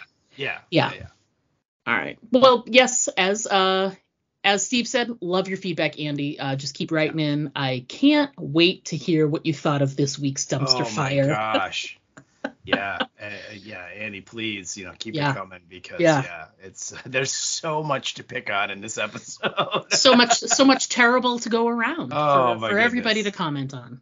Thanks a lot, Andy. Thank you, Andy. All right, so moving along, our next piece of feedback comes from Alex Baelish. Hey, Alex. Hello, how are you, Alex? How's your counting? Yes, I hope it's going well. I hope it's going well. I hope you've added 2 more. He says, Diana and Steve, and this came via the email. He says, Diana and Steve, I really thought I wrote in feedback for last week's dumpster fire, but I guess I forgot. He goes, I would give you feedback for that episode, but that would require me to go back and watch it, and that is something I don't want to do anymore. One and done, Alex. Just be one and done. That's right. You never have to watch these again. So he goes on to say about this week's episode, so Padre is the 2 kids that survived trying to keep their father's dream alive. In terms of storyline, it's really not that bad. Then you add the history of fear, then it's like the burning walkers in this episode. Dwight and Sherry, can they please just die already? OMG, right. They jump sideways every second. I have never liked them. I wish they would just go far, far away with Jar Jar Binks. He goes, to be honest, Morgan's storyline was pretty amazing. Lenny James always brings the good stuff when he's not talking about doing something. So action. We're saying he's a man of action, not That's a man right. of words. Yes. And then he goes on to say, this is what I don't understand. Where in the world are they? I thought Texas, now he's stopping by his old house. Did I miss something, or just not care to pay attention? I love how they did close that chapter of the story. I mean, those writers did that right. All in all, it was a good Morgan story. It would be great if you took out Padre. See ya, Alex Baelish. So Alex, you kind of like this episode. That's pretty cool, man. I don't think we have too much feedback that says that.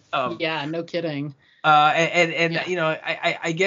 think both of us, and I don't mean to put words in your mouth, Dee, but I think both of us agree that the concept of this story is a good one. Yeah. And it's absolutely. One that should be covered. It's just not by these guys. No. Yeah. And not now. Like I said, I just feel like it's too late. It's too late to tell this story. Well, it's like needlessly going out of your way from the Padre storyline. Like, don't we need to wrap that up? I mean, I don't know. But I'm glad that you liked it, Alex. I'm glad that, this one wasn't, as much of a dumpster fire for you as last week's. But it's something. So, but thanks for writing in, man. Yeah. Thanks, Alex. Next up, another report coming in from our international desk. Our pal from the UK, Bev 2, wrote an email into us. Hey, Bev. Hello, Bev.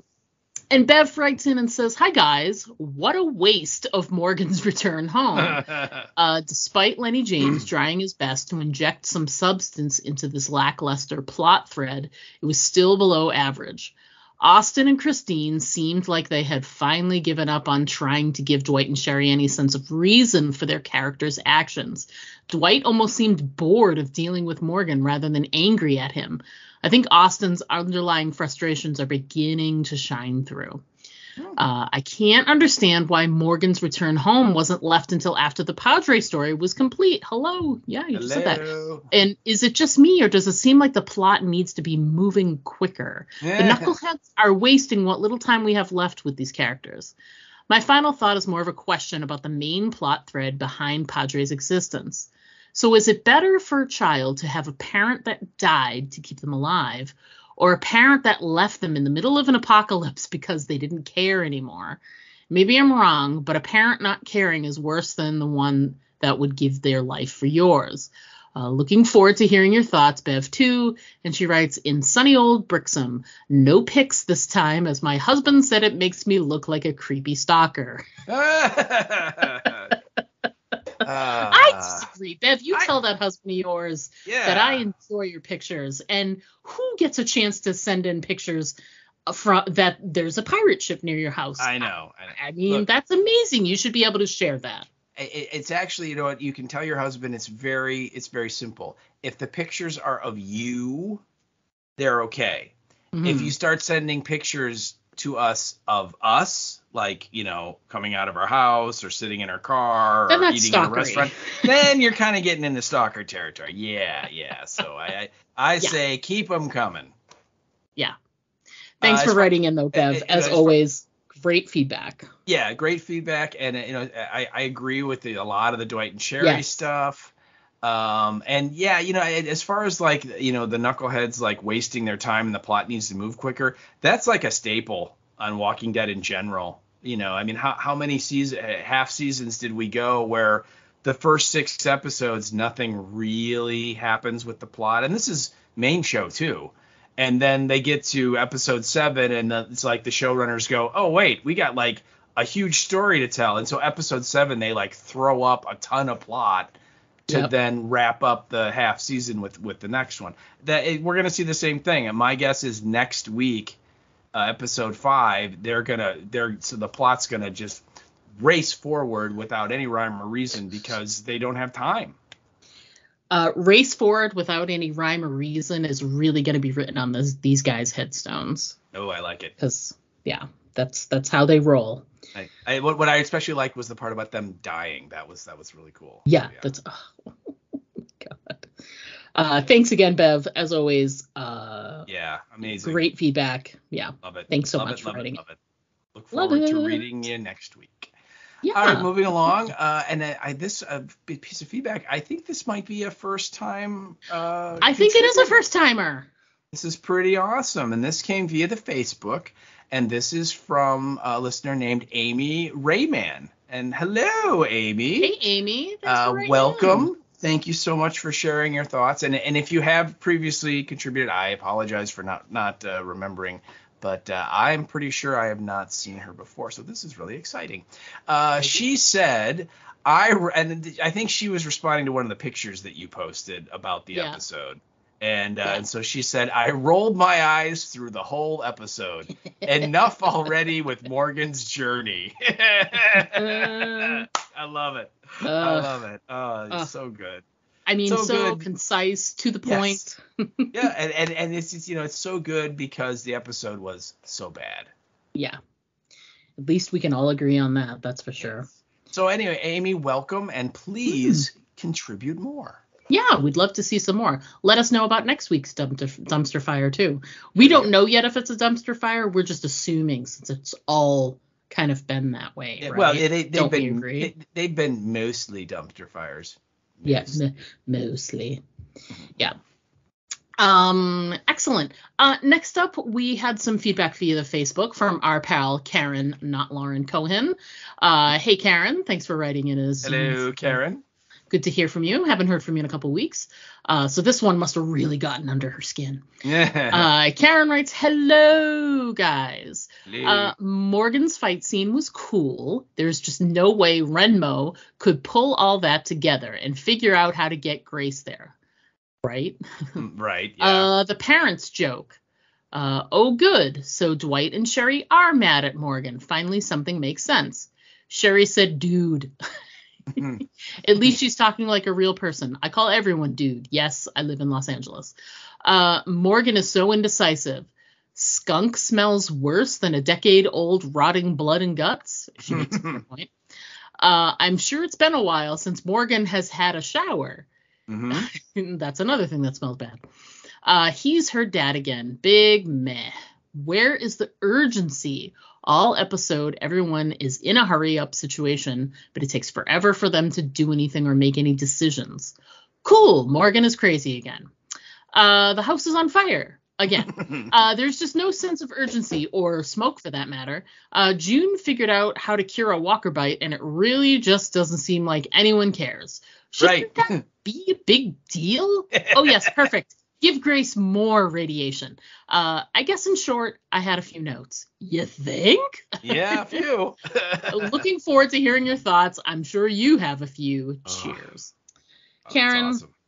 I love you. Thanks so much for writing it again. We love hearing from you. And that's true. We did gloss over the Mo Ren attempted humor when she's like, so is this what it's like? Getting yelled at by your parents or whatever she said. You're just like, just shut up. Oh, jeez. Just stop speaking. Poor kid who's been given these terrible lines to say. Yeah. Thanks. And Thanks for was, writing in. Yeah. No, go ahead. The other thing I was going to say too is that, and this is another thing that bothered me. There were so many. This one just I had forgotten about, but Ren goes back in the house, right? Grace says, go back in the house. And so she's in there. And then Dwight and Sherry take Grace and Morgan and they go to the house where Dwayne supposedly is. And they just leave Ren in there surrounded by walkers. And they're like, oh, don't worry. We'll come back and get her. And again, you're right. There's no sense of like, well, shouldn't we like go rescue her now while we're here? Yeah. And again, they were setting the walkers on fire and coming out, you know what I mean? But no, she's fine. We're going to go 3 blocks away, take care of this. We'll come back. She'll still be okay. You know what I mean? It's just like, what? Go get her. So yeah. Great feedback, Karen. Thank you. Yeah. Thank you so much, Karen. Can't wait to hear your thoughts next week. I know. It's so good. All right. So moving along, next bit came from one of our main contributors, Alma Contreras. Hello, Alma. How are you? And she did this via the Facebook. And she says, I like that you all do the little positive bit in the beginning of the cast. So I'm going to chime in with my 2 cents. I also liked the first episode of the series. I remember when it first dropped, it actually felt scary. I loved it. Then by mid-season 4, it just got ridiculous. And then she puts in parentheses, that's when I quit watching. and I'm a little jealous of you right now.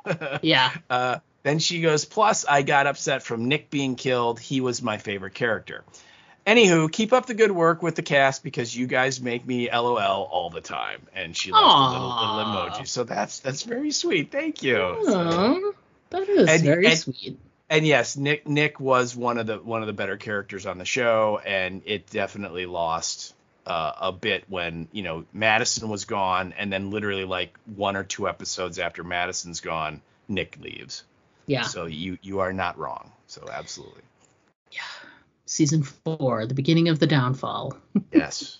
That's the first Knucklehead season. It is. All right, so next up we have sort of a miscellaneous feedback. We had been talking about the possibility with the writer's strike that we might have some open sort of gaps and wondering on things to cover. So a friend of the podcast, Lisa Dupre, sent us an email, and it was sort of while we were recording last week or like right as we were finishing. So so sorry we couldn't get it in last week's podcast, but Lisa writes in, I have 2 Korean zombie recommendations. Ooh. Both available on Netflix. Alive is a one-off movie. I like it because it feels like what my gut reaction would be if I woke up and there had been a zombie apocalypse. I am locking the door and staying here until I get rescued or die. I have no skills. The movie does go a bit further than that, but it is essentially a guy trying to last in an apartment complex full of and surrounded by zombies. Fast movie, totally terrifying Korean-style zombies. That sounds great. I'd love to check that out. And then next up, she says, the other is a more recent series called All of Us Are Dead. A high school is ground zero of an outbreak, and the government locks the school and surrounding town down. Basically, the kids and a few teachers just have to try and make it on their own with what's available to them. It's South Korea, not America, so they're not armed. So no seemingly endless supply of ammo and supplies here. Yeah, there you go. Excellent. I love the recommendations, Lisa. Those are super cool. I'll have to check them out and see what we think of those.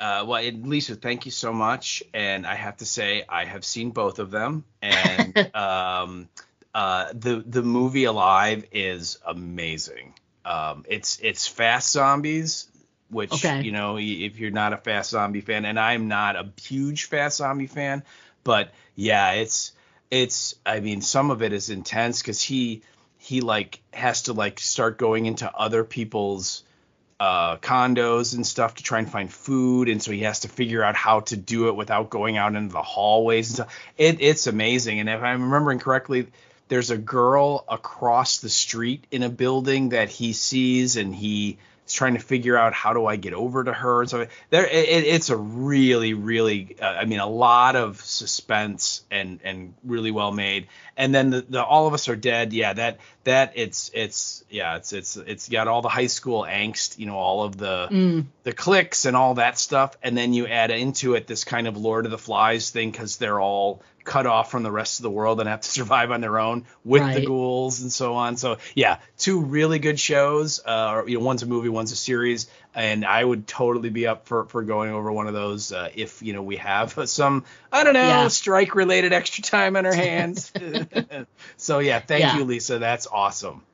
We will take those under advisement. Those will be definitely some things. And, even for whenever our next opening is, even if things go as planned and then we just have a regular, like sometime in the fall, have like a dip where there's no shows on AMC, that everything dropped the way it was supposed to.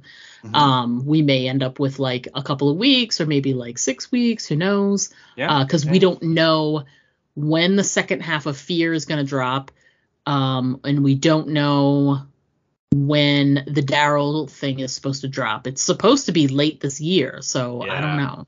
I would think that probably won't happen. On the really plus side, as of recording now, we only have 2 weeks until Dead City drops. Yeah, so which I'm actually I'm trying to watch none of the previews. Yeah, because I like some of the concepts. I love those characters, and I don't, because all of those promos have all the best lines and the best scenes and the whatever, and I don't want to be shown those yet. Right. I want to see what happens. I've seen enough headlines from certain articles here and there that have satisfied my curiosity. I know kind of why they get together to do what it is they do. There's a couple of people that are in the supporting cast that they're going to run into in New York that I really like. So I'm just trying to sort of unplug from it, and I want to just watch and be surprised and enjoy a return to some good Walking Dead content. Well, no, I was just going to say, because pairing it with this is a really smart move, because really nothing can get any worse than this. Right.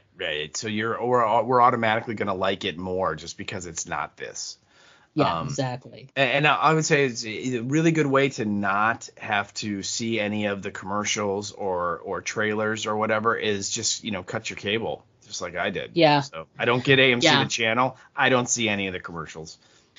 I do have cable. I do have AMC, and I literally just look down or not watch, or I change the channel, because they'll even play some of those, because they're trying to push it if you're watching on some other network, Oh, yeah. There'll be ads that play on other networks at night. So they're there. So I'm just, closing my eyes, not paying attention, finishing up my Wordle on my phone, you name it. Right, so, right. yeah. Good. All good stuff. Yeah. All good things. So, yeah. So, anyway, what's coming up next on the podcast? More of the same. So, next week will be episode number 5. of Fear the Walking Dead's season 8, and the title of the episode is More Time Than You Know, which is a really good metaphor for how much emotional energy we've put into this show. More than you know, and more than it deserves, really. So the description we got of the episode is the heroes fight the clock and Padre's forces. From the clips we got at the end of the episode, it looks like they're trying to bring Grace to June's radiation train to try and get some, the radiation choo-choo, to get some sort of treatment, the treatment choo-choo, for Karen. That's her real life name. Yes. For Grace. And it looks like there's some fighting and some tussling with the Padre people. So that'll be interesting to see how that sort of, falls. We didn't really get any scenes. I didn't see anything that showed them on land. It's mostly them in the rubber boats. And there's like conflict back and forth. And well, and apparently, from what the trailer shows you, the train is not where it was previously. Yeah. And you get a bit where Shrike actually is talking on the radio, because, again, everyone has radios and they always work.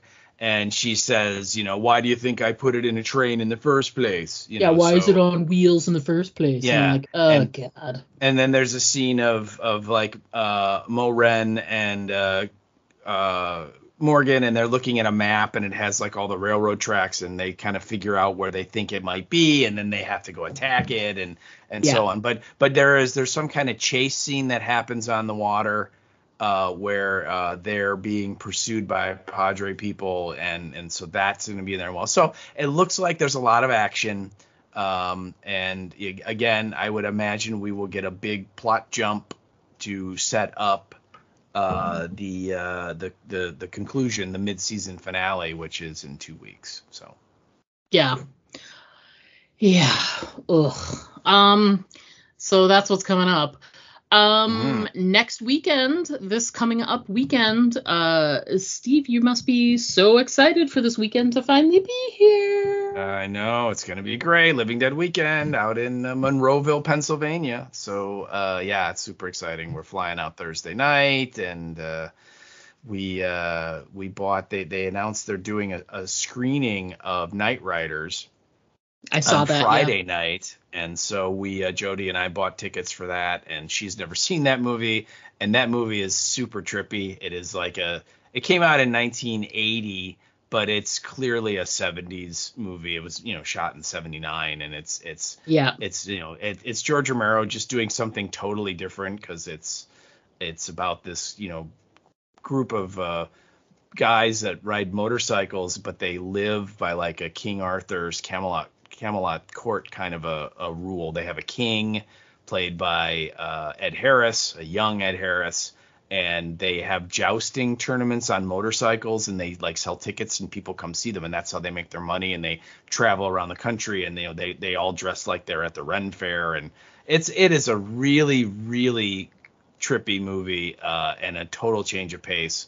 And so anyway, I'm excited for that, and just again, so many cool people, and it's going to be a fun trip. I'm really looking forward to it. So knocking on wood that nothing blows up in my face here between now and Thursday, but I hopefully will have lots of pictures and stories to tell when I get back. So I cannot wait. As a sidebar to listeners, we're going to record a day later next week. We're going to give Steve some extra time because he's going to have this fantastic weekend, and we certainly don't want to impinge on his fantastic weekend by making him watch Fear the Walking Dead. So we won't make him watch it until he gets back on Monday. So nice. So we're going to record on Tuesday instead of Monday next week, so that it'll give him a little time. Because I certainly don't want to ruin your time in Monroeville. It was such a good time last year. It's really been enjoyable because in the second movie, in Dawn of the Dead, obviously, as they're making their way to the mall for their final location, they stop off at this airport. Like a little helipad airport, local airport. Yeah. little airfield, right? And in a very iconic scene there with, of course, the helicopter, zombie, etc. And the location exists in the area, and people, they've done tours there, and people have gone there, and we had heard through the grapevine that it had sold, and the possibility it might be torn down or whatever. And when we were there last year, we made our way over to the location. The guy who was kind of the caretaker unlocked the gate. We thought we were going to have to, hop the fence. Yes. So we didn't have to do that, which was great. Things were a little run down inside the actual structure where they did some of the filming inside. And some stuff was sort of bent and down and whatever. But I mean, it's obvious. It's that location. You can still see the bones of the filming. And we had a fun time. We took some great pictures, and I happened to take a bunch of black and white shots. Oh yeah. And they came out fantastic. And they tore the whole thing down just a few weeks ago, right? At this point? Last week. Last week. But like about 3 weeks ago, that building was on fire. There was a fire there, so it was damaged already. But yeah, last week, like Monday or Tuesday, so like a week ago, they came in and bulldozed it down. And so a lot of the fans on the site, on the Facebook group, were commiserating and sharing photos. And I know you posted a couple of yours and so on. And I thought it was great. There's a Facebook group for the actual convention itself, and everybody was posting like, hey, we went 3 years ago and here are our pictures. And I went 2 years ago and these are the pictures I took. And and everybody posted. It was so great to do that. And it's funny, I really thought I had taken more. I must have deleted a few. Wow. I thought I took more of the hangars. When we were walking down along those long hangars, I thought I took more of black and whites down there, but I guess I didn't. Anyway, so I posted those, and it was just such a great, even though I'm not going this year, it's just nice to sort of add to the history of it. And I'm so glad that we're able to walk through and experience it before it got kind of bulldozed under. And I think they're doing something. They're going to develop it. It's either going to be condos or businesses or something, that type of thing. So they are going to reuse it. But yeah, it was very sad. Even though we kind of knew it was coming. But again, I was super grateful that not only did we go, but that we happened to be there right when that guy was there, and he's and we were just like, hey, do you mind if we walk around? And he's like, no, go right ahead. And he literally was like, no, go for it. Unlock the gate and let us right in. We're like, yeah. And so we had the walk of the whole place, and most folks just kind of hop the fence and take pictures right by the administration building, which is where they primarily shot all the scenes, so it's a place to go. But I mean, we walked down through all the hangars around them and came back, and yeah, we got like the full run, and that was a cool memory, no doubt. Yeah. So that's great. It was nice to share. We're hoping, we connected with lots of people last year, and you connected with some people. You saw some people last year when you went by yourself the year before. So there's a couple of people that you recognize, met back up with again. So, I'm just excited for you to be able to reconnect with all those people again, see Larry again, high five. I mean, he's such a hardworking guy. The folks over at the museum that work so hard to put this on. So if you can't do it this year, I get it. But if you are at all a zombie fan, you got to try to go to this convention at least once in your lifetime. And just being able to drive around and see some of the locations, obviously we went to the cemetery, we went to the two different cemeteries, some of the filming locations. It's just great. It's great that it's all sort of right there for you to see. And it's really not a far drive. I mean, I think the furthest we drove was like 20 minutes, half an hour tops. From Monroeville. Yeah. I mean, we the drive from Pittsburgh to Monroeville, that was like about 45 minutes. But But once you're in Monroeville, things are so close. Yeah. So. Yeah. And just the mall itself. I mean, and if you go, you have to do the mall tour. I don't think I don't think you have to do it more than once. If you've seen the mall tour, you don't necessarily have to go again.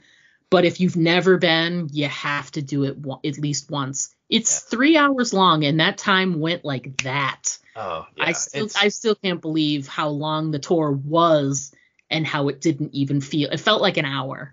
Yeah, I mean, it cruises by. Larry is an amazing guy. He's an incredible tour guide, and he is just an encyclopedia about Walking Dead, about Dawn of the Dead and the mall and everything. I mean, it's amazing. And just the whole experience. If you're a zombie fan, it's like definitely a zombie bucket list thing. Yeah. To go to the mall that kind of started it all, without being a poet here. The mall that started it all. It is, I mean, everything that we're talking about now, with all these TV shows, it all came from George Romero, all of it. So. Yeah, without question. I would say too, like if it's something you've considered doing, start following the group and Living Dead Weekend, the Facebook group. And, people share stuff throughout the year. They either have, memorabilia that they acquired that they want to sell, or they're looking for something, or they, someone just posted something that they went to a different convention near them, and here's me and Tom Savini and whatever. So it's just a great community, even if you don't think you would ever have a chance to go. It's, what's another Facebook group to follow? And if you're already into zombies, you gotta, because it's such a great group of people that just love the genre and love this event and love all the people that put it on. It's just a really, really positive group to be a part of. So absolutely, I love it. Absolutely, yeah. Mm-hmm. So that's what's happening with me. Yeah, I can't think of anything else we need to chat about. We should be able to go ahead and stick a fork in this. I think so, man. I think so too. We are not looking forward to talking about this show again next week, but we are looking forward to talking to you guys. So please keep your feedback coming. We love that we're a part of what's making such a crappy show positive for you. So we, the comments like Alma made that we make her laugh out loud all the time, that just, it gives us fuel and makes us feel like, okay, we can do one more episode, but after this we're done. And then every week we're like, okay, one more. And then, So, only two more until Dead City. So only two more to go. And then theoretically it will get a lot better. Yeah, here's hoping, because it can't really get worse than this. This is really, we are bottom of the barrel at this point. Yep, so absolutely. Which is not surprising. But we do look forward to talking to you guys next week. So we're going to go ahead and wrap it up. But until then, as always, I'm Diana. And I'm Steve. And don't forget to always aim for the head. Because body shots just don't work. To send us an email, write us at aimfortheheadpodcast@gmail.com. And our Twitter handle is @AFTH Podcast. Pictures and video are always welcome at our Instagram account, Aim for the Head Podcast, all one word. But the best way to keep in touch with us is to just like our Facebook page to get all of our updates in your feed.